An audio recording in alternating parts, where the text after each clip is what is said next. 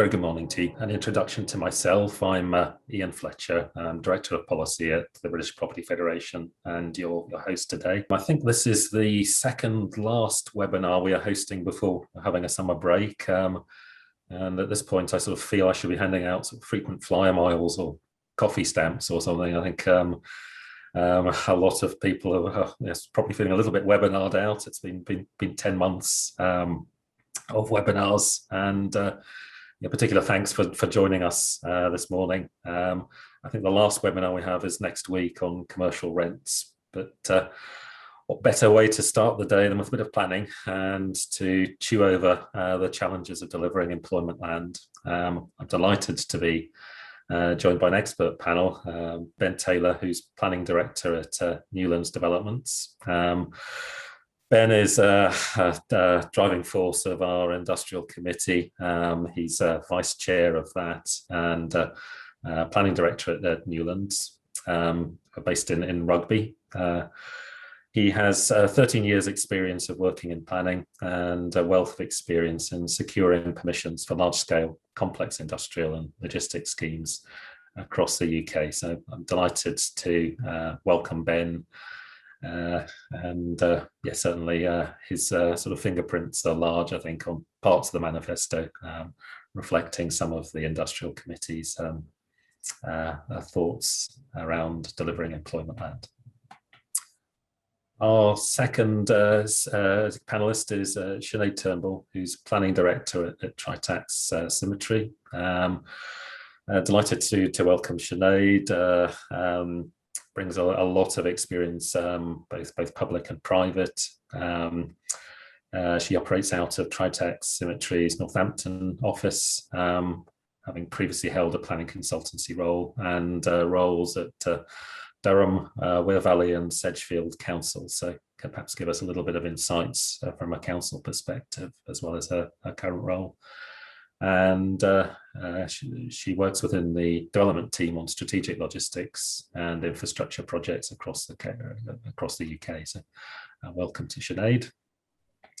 And then finally, Sarah Duckfield is director at Turley. Turley's loomed large in a lot of our work over the last few years on particularly the industrial sector. They've done a number of reports for us, always of excellent quality. More generally as a firm, their CEO, Dave Trimmingham, is a great supporter of mine over the last year on various planning things that have popped up because of pandemic. Sarah is a director in Turley's Reading office and has over 14 years experience working in both public and private sectors. So a great panel, I hope, for you, and depth of expertise and experience that will come through, no doubt, as we get into the discussion. Finally, by way of introduction to the topic, I suppose from my perspective, the context of our webinar today is the planning white paper and government working towards a planning bill, last count towards the end of this year. If we look back a year to the white paper, one of the ways that I cope with having to react quickly to long documents, often getting queries coming in from the press and the like, is to do a simple word count. The stats from the white paper, when I did that about almost a year ago, were quite telling. Commercial property, 2 mentions; retail, none; distribution, none; mixed use, none; offices, 3; housing, 95; homes, 88; communities, 67; placemaking, 1; but design, 99. It's very much sort of emphasised, I suppose, some of the pillars of the white paper and the strength in which it went into housing issues, but not into employment land issues. The absence of commercial property in the white paper was recently captured in HCLG Select Committee's report on the white paper. Under Chapter 7, what the Select Committee called emissions, it stressed, and I'll quote, the government's proposals omitted important issues that should be considered in any changes to the planning system. This was particularly true of the lack of consideration of non-housing issues. Different aspects of the planning system cannot be compartmentalized in this way. Housing cannot be treated in isolation from wider infrastructure, economic, leisure, and environmental activities and considerations. Therefore, in advance of our planning bill, the government should include within consultations the expected impact of its proposed reforms to the planning system on, and then it gave a long list of things it felt were sort of absent from the white paper: levelling up agenda, economic recovery, high street, addressing climate change and sustainable development, bolstering sustainable transport, and then the delivery of commercial and industrial property, including leisure facilities, mineral extraction, and energy networks. That mention of the interrelationship between various uses strikes a chord with a report that Turley did for us last year, What, Where, Housing, Where, which focused on industrial land. It sought to illustrate how new housing creates demand for industrial space to provide the job opportunities and services to those households. What might have been called in old days sustainable communities. I won't go into any more depth in terms of some of the facts and stats from that report, just in case I sort of tread on Sarah's toes at all. Today, however, is about our Employment Land Manifesto. Given the government's busy reform agenda and bill to follow, we see that there will be plenty of opportunities to push our agenda over the coming year. We want to do that positively, to promote the needs to better deliver employment land in that discourse. And that really is the purpose of issuing the document today. So without further ado, let's dive into the manifesto. Prime our lady behind the scenes, Gail, to conjure up some slides for us. And Ben is kindly going to take us through the first three of those. Thank you, Ian, and good morning, everyone. I think the first things first, I think just following on from what Ian said, I think this has been an idea that's been floated in numerous other webinars, forums, and on LinkedIn by the UK Warehousing Association. But the fundamental ideology is that logistics and industrial land is very much part of societal infrastructure now. It's not just about creating balance, with the disproportionate mention of housing within national guidance and policy, but it's also about it having an enabling function. Without it, we're not going to have the housing growth that's projected. We're not going to have the key sectors that are referenced, with whether it be in local industrial strategies, in the government's recovery manifesto. And it really is important going forward that we have the right mechanisms in place for a pipeline of sufficient supply going forward. And I think one of the issues really is the fast pace of the market, which has been beautifully captured by the COVID pandemic, is completely out of kilter with the pace of planning.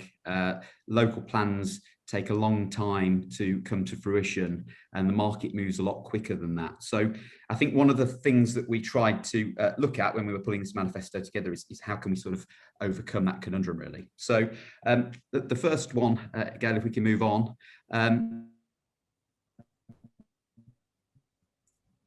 The first point that we looked at is a mechanism such that we've got for housing in the MPPF and the 5-year housing land requirement, something similar for employment land, really. As Ian's mentioned, inextricably linked to housing growth. So if there are targets for housing, why isn't the housing employment land targets that sit alongside that? I think that one of the key conundrums is sort of how is that derived, and some of the key messages and guidance within the PPG is open to manipulation, I'd say, and that's something that we are going to be looking at going forward as part of the BPF, about how we look at those the requirements for employment land going forward. I think that links to the second point, really.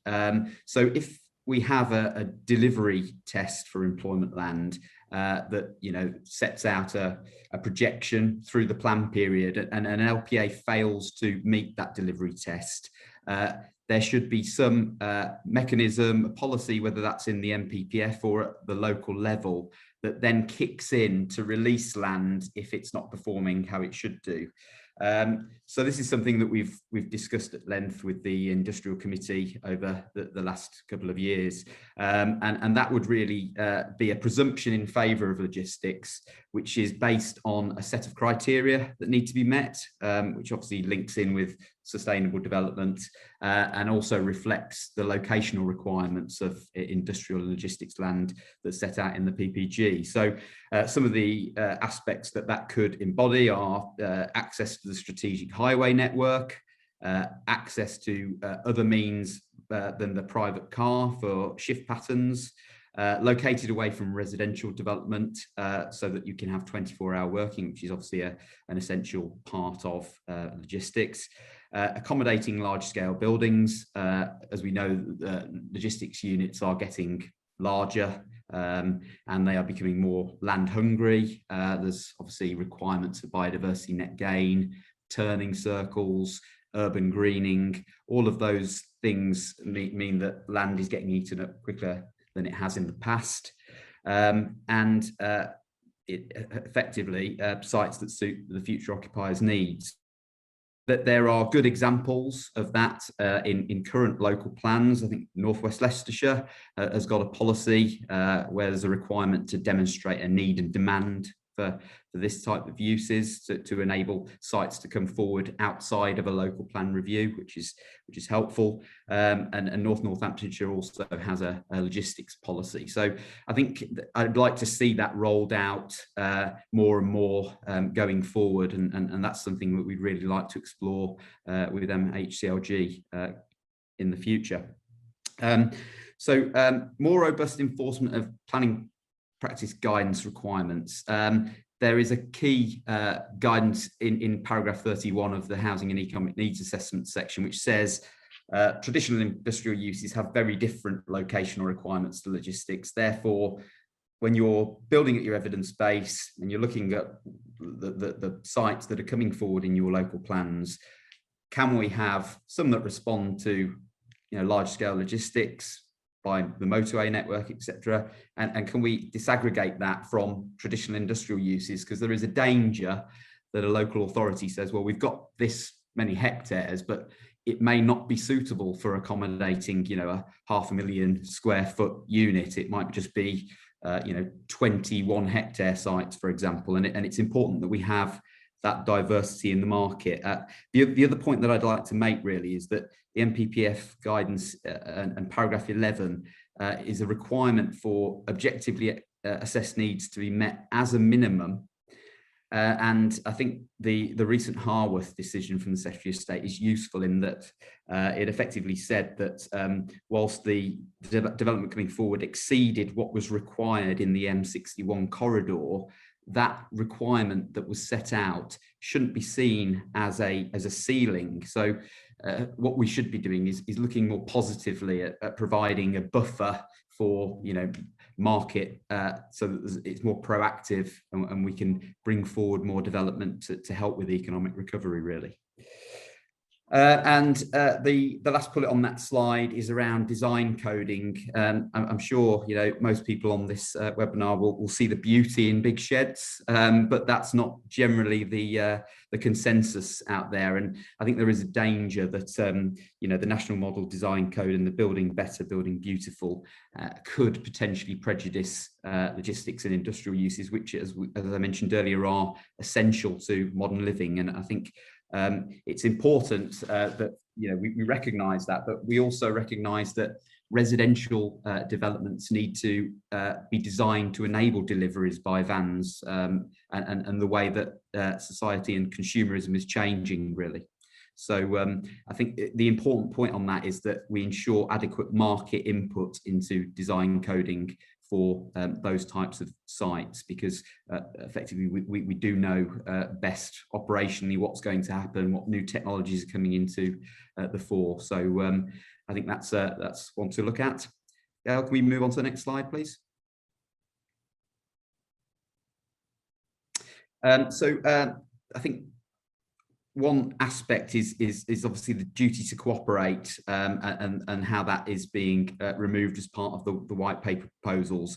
That there is a danger that providing for larger than local strategic employment sites is very sensitive to scale, and there's been many examples whereby they haven't been accommodated in local plans, and there's obviously examples in the West Midlands whereby the local authorities are effectively saying, well, there isn't a evidence base which says how many strategic sites we need at that particular scale. And I think it's important that we have a mechanism in place, and it'd be interesting to see, you know, the proposals around the Oxcam ARC and the spatial plan that's coming forward there, and how they strategic.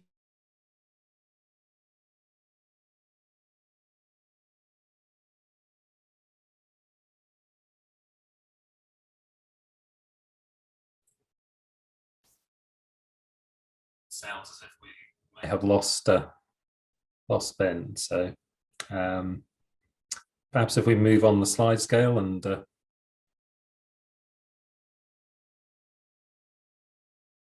it was always my intention to go through the last slide. So if Ben returns, we can return to what he was going to say. But this last slide is reflects other aspects that we would like to promote. It's not industrial focused, and Ben had asked me to take you through it. It has 3 of the final proposals in the manifesto on it. As part of the white paper proposals for growth, renewal, and protected zones, we didn't think they worked particularly well in very large contexts, where development might be delivered over tens of years and several plans. We therefore suggested introducing a long-term growth zone to cater for large-scale regeneration sites or urban extensions, kinds of developments that a number of our members would be seeking to deliver. A second recommendation we'd made in the manifesto was that we've had concerns with some of the direction of travel over the last few months from government on permitted development rights. I think in terms of particularly town centre regeneration, we'd prefer government to set out more forcefully in the National Planning Policy Framework direction to local authorities to plan for town centre renewal, and then to have more local solutions for that are developed at a local level, but possibly through the local development orders. With undersourced planning departments, often the consultation and follow up to that is challenging for local authorities. So to ensure that there was sufficient resource so that local authorities could put LDOs or LDOs in place. And then the final point was not purely a planning point, but we've been pushing government to introduce town centre investment zones. These would be designated areas where local stakeholders are given enhanced powers and tax incentives to support town centres. They're sort of anchored in a clear local plan for renewal. Clearly, government has provided significant incentives that are localised in particular areas. One can think of current Freeport policy. So to replicate some of that incentive at a town centre level. So that concludes the slides. I just want to check if we've got Ben back. And it doesn't look as if we have. He must be having technical difficulties at the moment. So let's go to the next part of our agenda, which was to hear from first Sinead and then Sarah, and their thoughts on planning for employment land. Thanks, Ian. Good morning, everyone. Firstly, I'd like to thank Ian and Ben for taking us through the Employment Land Manifesto and their slides. It is certainly very clear that the planning system does indeed need to support the economy and in particular economic recovery as we emerge from the pandemic. Working now in the logistics sector, what I want to emphasize today is the importance of the logistics industry to the UK. In my planning career, I have a very strong residential background and have really come into logistics and commercial in more recent times. And I really now see the importance of bringing employment alongside new homes. The emphasis tends to be on residential development, but it is just causing issues for the future if you don't deliver employment alongside that residential development. The logistics industry makes a significant contribution to the UK economy. It employs over 1 million people and supports upwards of around 100,000 businesses in the sector. It's a sector that has seen significant growth in business numbers since 2014 and has far exceeded growth across all other sectors. It's a sector which contributes 130 billion GVA to the UK economy every year. COVID-19 has brought about exponential growth in the sector. Allegedly reported that there was 10 years of e-commerce growth occurring in the first month of lockdown.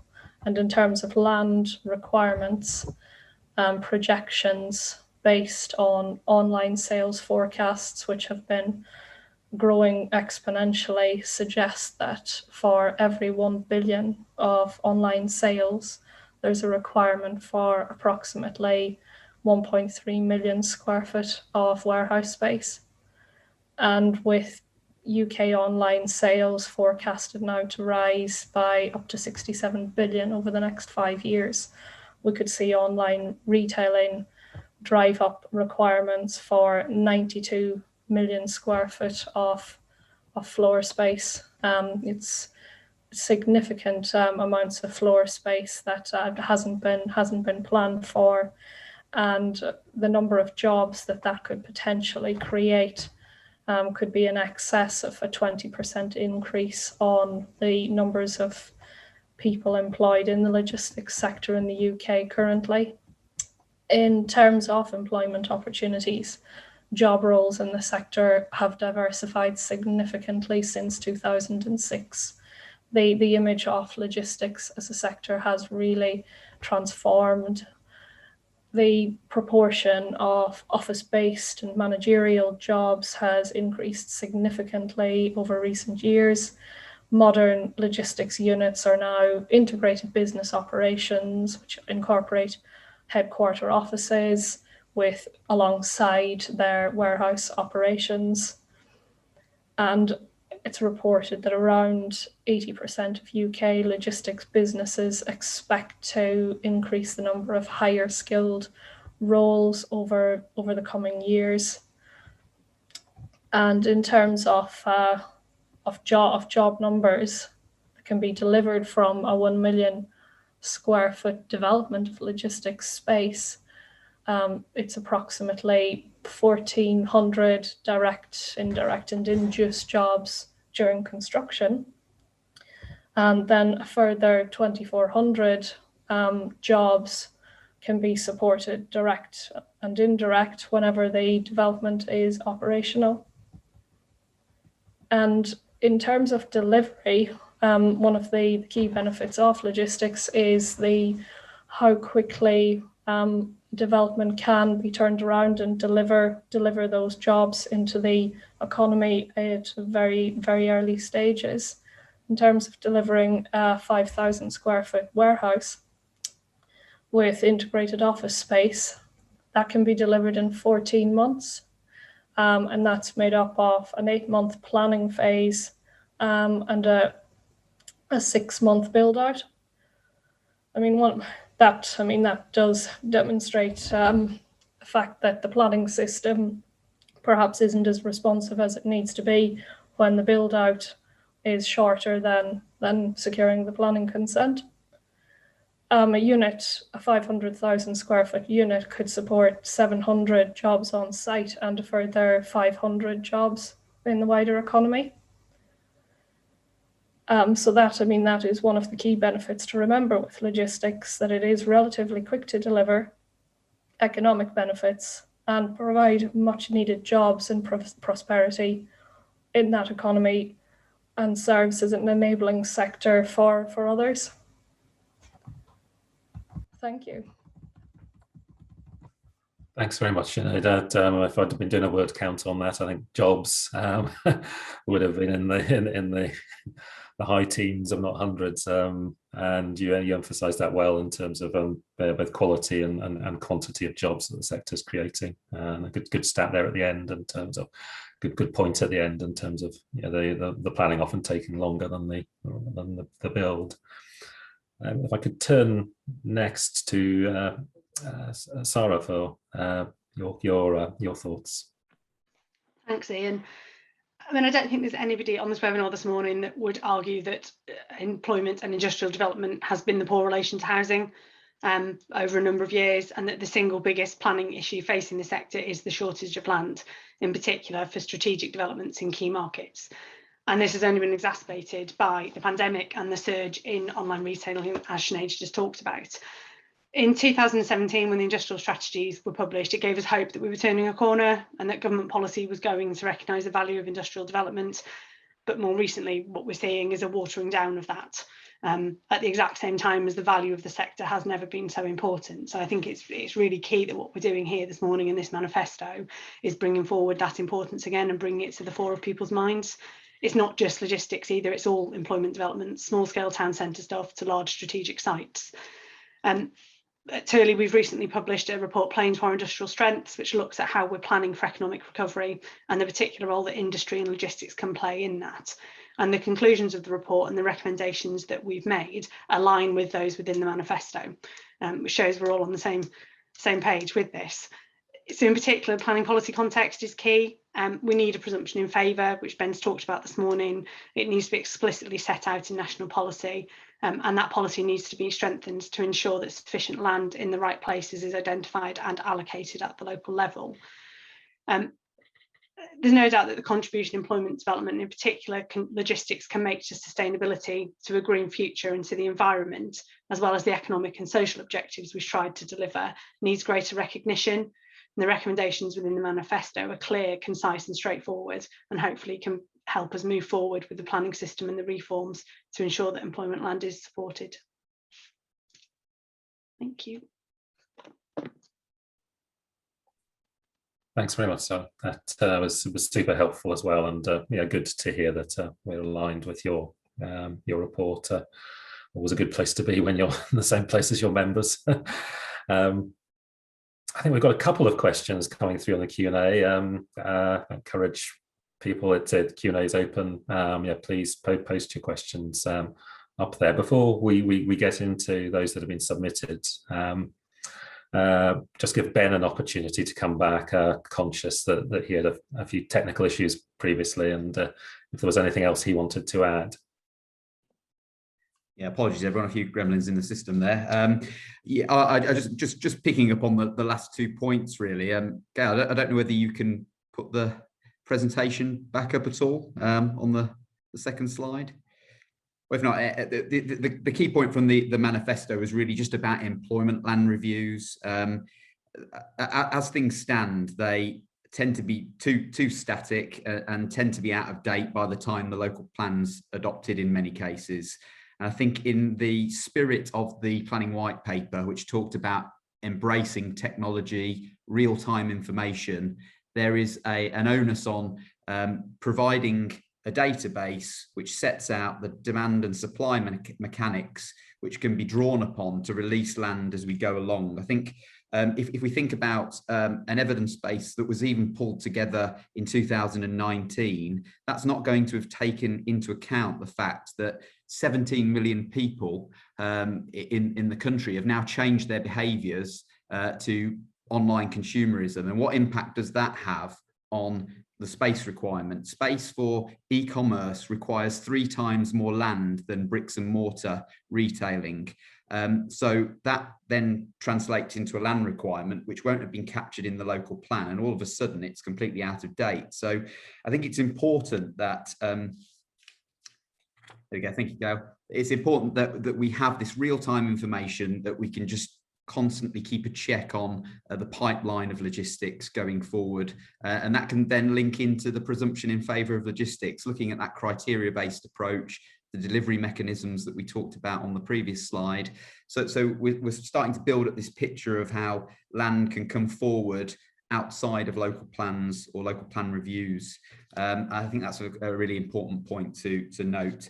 And the last one on this slide was really about environment and social governance. So the BPF have commissioned a report that Savills are undertaking for us to look at the wider benefits of the industrial and logistics sector, broken down by the 3 objectives of sustainable development: economic, social and environmental. And I think it's really important to understand the lengths that the sector is going to in terms of its commitment to net zero, biodiversity net gain, and deeply embedding itself in upskilling of communities and societal benefits.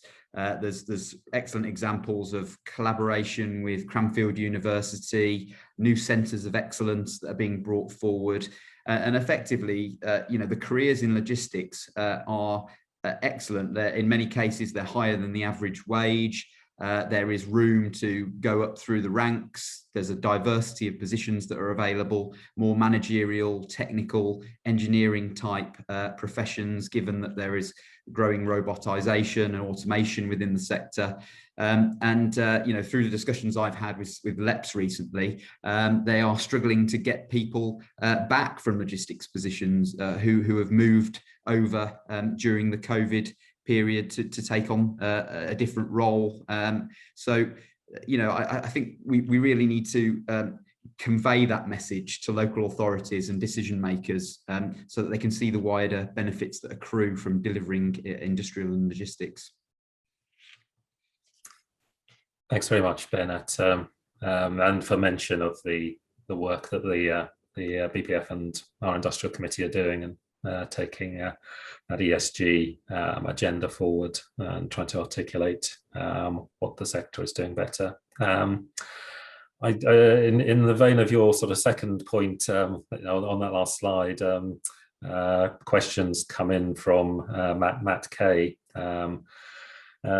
Should there be some direction towards making employment land reviews more property market focused in their needs assessment, supporting practitioners, i.e. use of take-up trends, examination of replacement demand issues?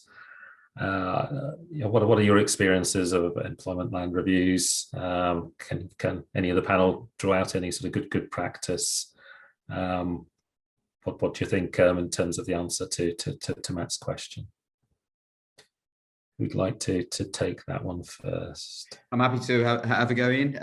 Thank you for the question. I think my experience of employment land reviews are at the very fundamental starting point. Some of the HCA densities that are used are completely out of date now, which has an impact on sort of sector space mapping. And I think that can lead to an undersupply, an underestimation of the employment land that is required.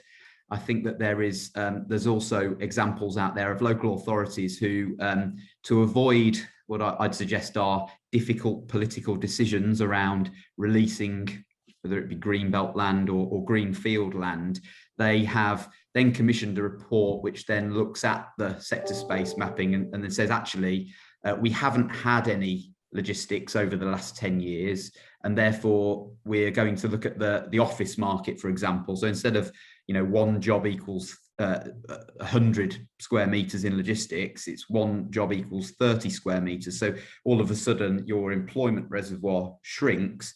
But the difficulty with that is that because you've looked back 10 years, the reason why you haven't had any logistics is because you haven't provided the land for it. So it's sort of a self-fulfilling prophecy, I suppose. So I think that needs looking at, it will need some thought going forward and a clear and cogent methodology to take forward. But there is also a tendency for objectively assessed needs to not be fully met through the evidence base, and an over-reliance on intensification of existing sites, which really doesn't respond to the operational requirements of logistics. It doesn't provide yard space, it actually probably shrinks it. These sites don't tend to be in the right locations for the uses that are required. And I think the other point to note is that there is also competition for growing sectors. For example, data centers are in competition with B8 uses on the same sites, and that needs to be considered, because data centers is another explosion. Over COVID, more people are working from home, cloud services, electronic services, they all require data centers to operate. So food for thought, I think, but it's not insurmountable. I think we need to give it some good thought going forward. And direct people also to the chat, a really helpful contribution from Matt Newby at London Borough of Newham, just setting out some of the challenges that a local planning authority faces, and sort of ELRs and that process in terms of calling for sort of greater standardization, which would allow local planning authorities to find that process a bit easier.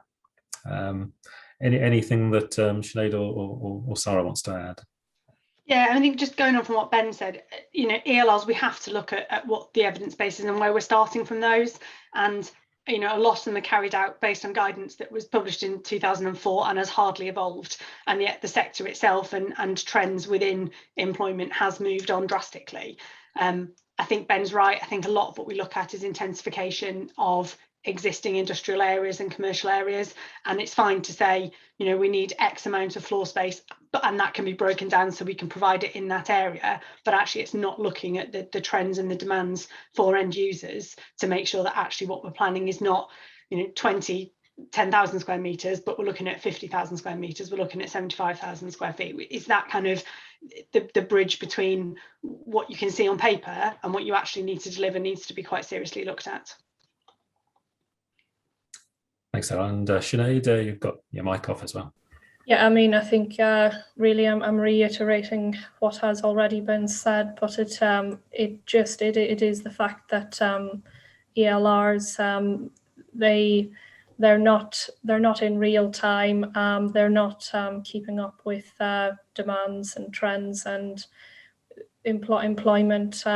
It has changed significantly, obviously with the COVID situation, but has been changing in recent years. I've got experience of ELRs on both sides of the fence, and I know from local authority days, there were reports that did tend to be very out of date, and were in certain cases just reworked versions of earlier reports, whether that be for political reasons or just the way that the methodology was set out. So something moving forward, a new methodology of working with current trends and the current changes in the employment market would be very welcomed. Thank you all. Let's move on. And I wonder if we could, I'm not close to the market. Paint a picture for us in terms of the demand for industrial space at the moment. I think Sinead had rattled off some figures as part of her statement, but yeah, how much of the demand are you seeing is sort of temporary, is driven by sort of pandemic conditions, and how much of it is sort of predated that and is here to stay? And perhaps picking up a question that Francis Moss had asked. Says the current issue in London is that it's not viable to provide new industrial land. How can we make sure that industrial space is available for businesses that can provide more local economic and social value alongside logistics and data centres? So I suppose focus more on that sort of smaller space that is servicing other needs. You'd like to, Sarah? Yeah. I'll go first if you want. I think picking up the first point around, what are we seeing around demand, and is it here to stay, or is it a short-term blip? I think there's no doubt that there's been a clear increase from developers and end users, all proactively looking for sites. And as Ben says, there's competition from data centres coming in as well. We're seeing competition between those developers and end users as well. You will get the same site from 5 or 6 people, because that's where the shortage is, and that's where the demand is. I don't think it's necessarily a picture that is a short term. I think we would have seen this anyway. I think it's just accelerated. I don't think there's any doubt that the sector, logistics in particular, but employment land generally, is on the rise. We'd have seen it in any event. We've probably just massively accelerated it because of what's happened over the last 18 months. Yeah, I think just to pick up on that, just to give an idea of scale, really. So the figures I picked out were that in 2006, 2.8% were online sales. We sort of gradually increased to 19% at February 2020, hit a peak at 36% during the pandemic in November and January, currently sort of come down, contracted to 28%, but then the onwards trajectory to 2050 is 65%, really. So I've seen a number of inspectors' reports which have said, this is just a bump in the road, really. But I think my view is that in other inspectors' reports, a Cambridge appeal decision that was published yesterday is around that the COVID impacts do need to be thought about materially going forward, because these changes are irreversible. There's probably a link to the demographics as well of the types of people who have historically not thought about shopping online and found the convenience suits their lifestyle, or it suits the fact that they don't want to go to the supermarket anymore for precautionary reasons, and it's sort of here to stay, and I think that needs to be shown in the planning system and the way we approach things, really. Excellent. And Sinead, do you want to come in? Yeah, I mean, just only to say really that this is a trend that was happening pre-COVID. It's not, well, yeah, Ben, as you've pointed out, some inspectors think that it's maybe just a blip in time, which I just don't believe it is. It's an onward trend that is here to stay. In one of the number of figures I rattled off earlier, potentially with growth in e-commerce, maybe an additional 92 million square foot of floor space is required. And then there is the growth in new industries that we can see, just to name a couple. There's the food prep industry that's taking up a lot of floor space and is becoming a popular lifestyle choice. There's changes in the automotive industry, and I think we've seen recently the gig factory at Blythe in the northeast for the production of electric batteries, and there will have to be more industrial and logistics space made available if we are going to continue to support the automotive industry in the UK and to support the electrification of vehicles. Just to flag, lots of useful comments coming through in the chat. Dave's put up, thank you, the reports that were mentioned, and I think Francis also So I can't find anybody at the moment that is procuring a digital employment land review. So if there's anybody on the call that wants to get in contact with him, I'm sure he'd welcome that. Well, Ian, I think the way to solve that, to my mind, would be a collaboration between the public and private sector. There is a lot of information out there, and it just requires some joined up thinking to for the good of everybody to share that information, set up the live database, and sort of take it from there, really. Thank you, Ben. Just working our way down some of the other questions that are coming out. I'm grateful for those. We've got a question from Paul, which I think is possibly more aimed at me. Reference to permitted development rights on town centres is welcomed. Would have been helpful if the manifesto had referenced Article 4's.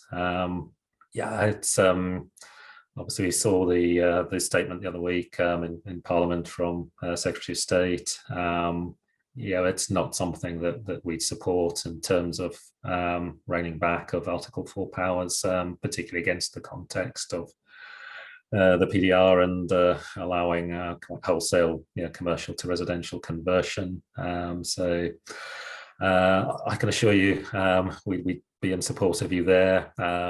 Unfortunately, with the manifesto, you like to come to a nice round number of sort of 10 recommendations, and that's what we did. It doesn't in any way reflect us not supporting that issue, simply that it didn't make it in, but in full support of you there. I just wanted to go back to, because I'm conscious we didn't take Matt's question, which was first up. And he says, welcoming the overarching messages of the manifesto, is there a danger that referencing the link between homes and logistics space is a misdirection? In the Midlands, logistics needs to be higher than housing targets. In other areas, it may be lower. So by linking, obviously he's inferring that you could end up delivering less in areas where naturally you deliver more. Any thoughts on that from the panel? Sorry, Sarah, I think that's probably touched upon in your Turley reports, isn't it, around what warehousing where it looked at the regional variations, really, because there are parts of the country that have a national role. They offer a comparative advantage where it's the golden triangle territory, really, whereby there's a concentration of the national distribution centres at the very start of the first mile of the supply chain, and I think in those areas there is a higher ratio than or was originally 69 square foot per household, and I believe is now 73 square foot per household. So there are regional variations, and let's not forget, it's not just housing growth. There is just in time to just in case trend that's come on stream, which is linked to manufacturing and storage of inventory. There are other factors at play here. We were just purely highlighting that with more housing comes more parcels, more grocery deliveries.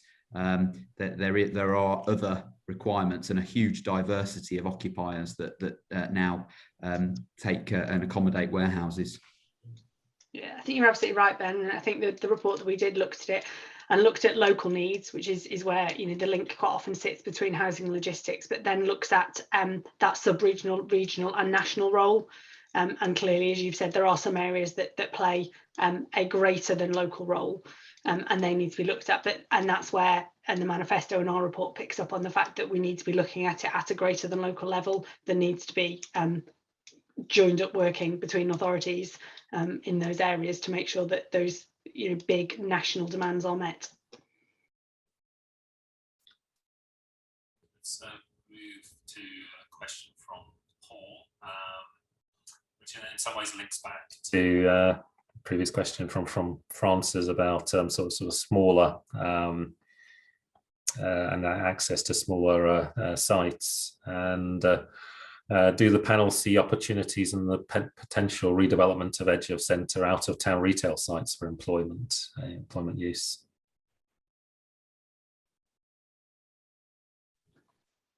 I'll take that one if you want.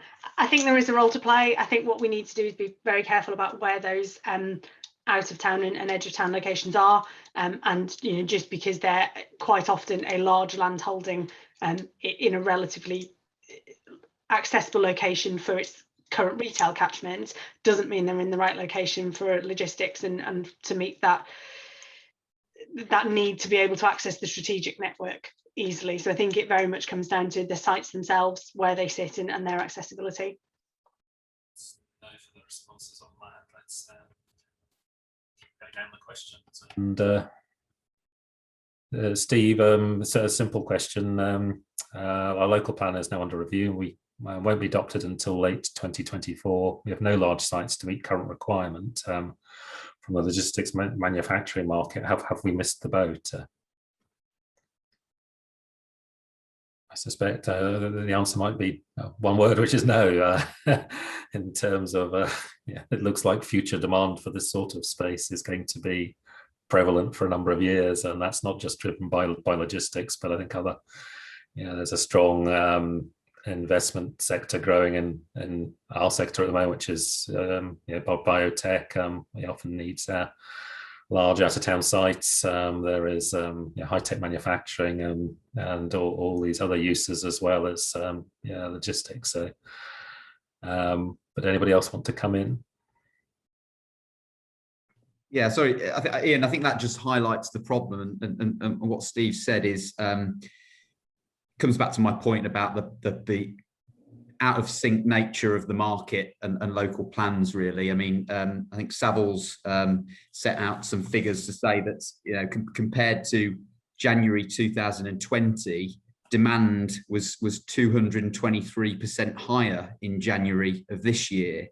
And what happens is if there is a paucity of land available, it forces developers' hands to take a planning application led approach to bringing forward development, and we've seen obviously the time delays, resource and cost intensive nature of that approach that is evident from the applications that went to the Secretary of State in the North, and it's not ideal, really, because we want certainty in terms of bringing things forward. We're already hit quite hard in terms of steel orders at the moment, the COVID disruption that's been caused by that.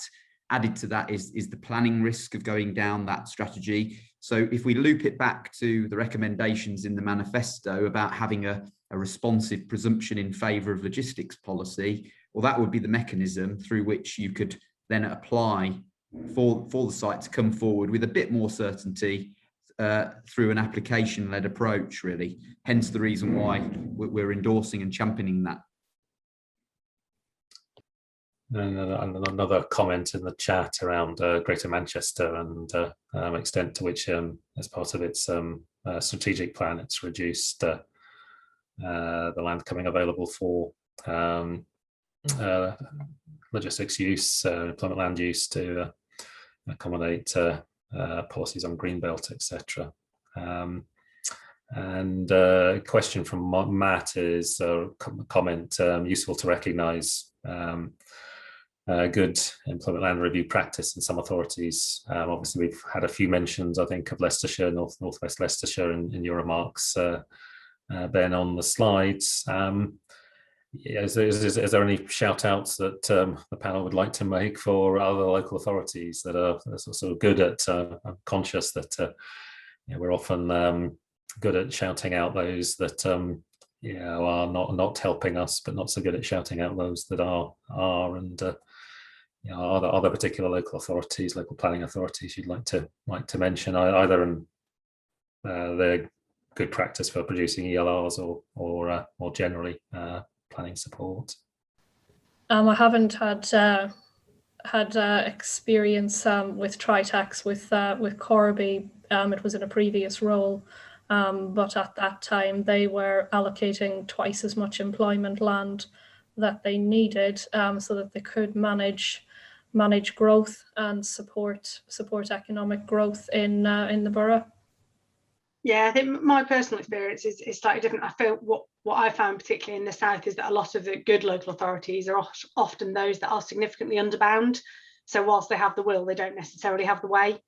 So they recognise the importance. They recognise the desire to have that employment and industrial and logistics development, but can't deliver it themselves. And I think that comes back into this, cross-boundary, larger than local point that is in the manifesto as well. And question from Ian McRae. Surely the large shed developers could help their own cause by taking a leaf out of the housing market by offering part of their land holdings for smaller, affordable business premises. It would have a good PR angle and would address the massive demand for smaller industrial units, which nobody is really addressing. Yeah, I think that's an interesting point, really. And I would come back to the Leicestershire report, which makes very clear that strategic employment sites, given the size and scale of the units that are coming forward, should be used solely for that purpose. Because when you start putting smaller units on there, it takes out some of the land, therefore you can't fit the large units on there. And again, sort of comes back to my point about the PPG guidance and ensuring there are different sites for different scale of uses throughout the local plan as and when it's adopted. And I think one of the key points to sort of reference is that when you release a large scale, let's say 25 hectares, large scale employment site, there's a tendency for a sort of churn effect whereby companies can expand into that premises. It frees up employment land elsewhere, and then smaller units might move into that. And I think at the bottom of the base that there's a need to protect the smaller employment sites that are nestled within urban areas and not release them for housing, because that provides an opportunity for the market and these smaller units. But I appreciate that in some parts of the world there is a difficulty for SMEs to find units available. So it does need to be considered on a sort of case-by-case basis, I think. And then an important point put up in the chat there about London. Obviously, a lot of work that a lot of people have put into trying to deliver a good solution for London in terms of protection of strategic industrial land, no loss of employment land, but intensification being driven strongly by the mayor. All agreed, and then lost in the sort of ping pong between Secretary of State and Mayor in terms of getting approval for the plan. Don't know if there's any comments on that. I'd also like to loop in a question that Dave Trimmingham has asked, which is that does the panel think there is a case that logistics should be addressed at a national level? So we've had one, I think, report by the National Infrastructure Commission looking at the importance of the sector. Should it be looped in further? Part of its of national infrastructure planning approaches. Shall I take that one? Yeah, I mean, I think it's clear, and it's one of the recommendations that we had in playing to our industrial strengths around the use of the NSIP regime and the use of LDOs and what that can do with logistics, and also gigafactories, and Sinead was talking about that earlier. The NSIP regime was extended to cover commercial projects, as we all know, including large-scale industrial development. But do we need, is there a national policy statement that should be coming out specifically around logistics, given its importance to the economy? And I should flag that there was a letter from the Secretary of State to, I think, NIPA last week, saying they're conducting a review of the National Infrastructure Planning regime. So something for perhaps people on the call to input into. Ian, I'm happy to sort of cover off the London plan point. I think we're all will be aware of the inspector's report for the London plan and the fact that it highlighted hundreds of hectares of unmet need for B8 and logistics development. I think it does link quite heavily into this idea of a strategic greenbelt release, which was not carried forward. And I think there is real concern, I think, around that neck of the woods, that there is going to be a dislocation really between these types of uses and the customers or units, businesses that they serve, which has an environmental impact really. It's already highly congested around there, and the regional development centres are being pushed further away down the motorway network, and it really does not make for a sustainable pattern of development. And I think that really does need looking at, given how many people there are in the capital. Going to it's that moment that we were discussing beforehand, when your son or daughter drifts past you on your call, and I can't even make the excuse of him being sort of 6. He's 16. But I'd like to take one more question, and then we'll wrap up.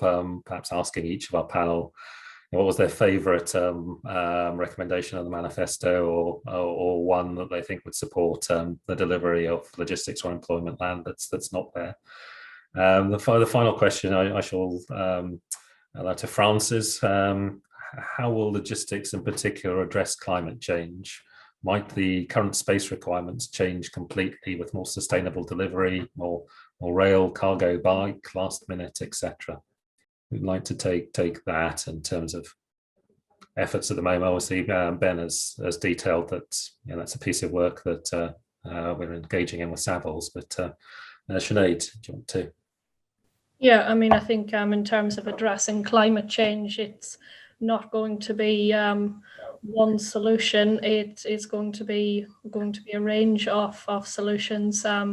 I can pick up in particular on more sustainable methods of delivery. At the moment, I am working on a strategic rail freight interchange. So moving HGV vehicles, which do cause levels of pollution, moving up as number of those onto rail is certainly positive for tackling climate change. There has to be a comprehensive network, so everything from moving freight on to rail, cargo bikes, last mile logistics, having that network in place, looking at net zero in construction. So really it's a range of it is a range of methods, and bringing all of those together. It's not going to be one solution fits all,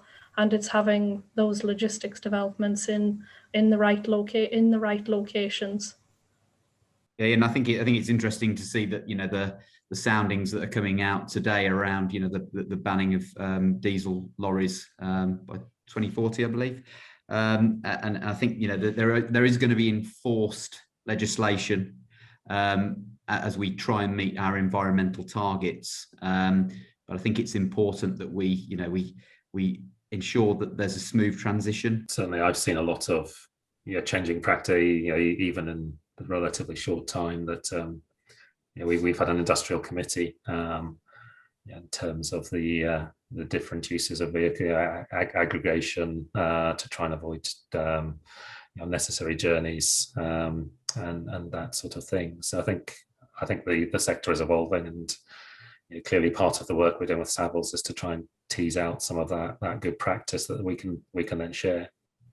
Yeah, I wouldn't underestimate the huge pressure on the energy network really as we try and future-proof these developments, and that is a clear limiting factor that we need to think quite clearly about, and also the type of energy that's generated from green resources really. Thank you to everybody that raised questions. We'll check those, and if there's none that have been answered, we'll try and respond outside the webinar. And to our panelists who have so ably taken us through the various issues today, I'm grateful to all three of you. As said, I'd just to wrap up, if I could ask for your your favourite recommendation. What would you say to government? What's the one thing that would really make a difference to your lives, to your worlds? Perhaps starting with Sarah. I think for me, it's the employment land delivery test. I think putting employment land up on the same pedestal as housing and having that clear test to make sure that we are delivering what we need is probably my favourite one. Thank you, Sarah. And Sinead.